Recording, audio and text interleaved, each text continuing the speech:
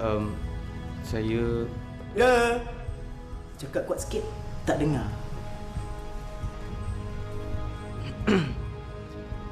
Saya rasa gangsterism ni bermula dari rumah sebab biasanya orang yang suka membuli dan mendera tu pernah menjadi mangsa buli atau dera.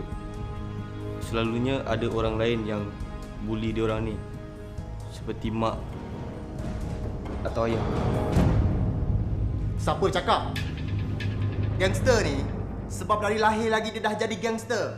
Tak mungkin. Sebab saya rasa bukan semua orang lahir tu jadi jahat. Kalau dia jahat pun mesti ada sebab. Dan kajian pun dah membuktikan bahawa antara sebab utamanya ialah seseorang itu menjadi pembuli kerana dia dah biasa dibuli dan pernah didera. Seperti di rumah oleh orang-orang yang terdekat. Kenapa? Kau macam pernah kena dera je? Kau pernah kena dera? Kau tak pernah rasa dah, Kau tak pernah rasa macam mana bapak kau kecewa dengan kau. Kau tak pernah rasa. Kau tak pernah rasa macam mana bapak kau bagi kau tali pinggang. Kau tak faham. Kau tak faham semua tu dah,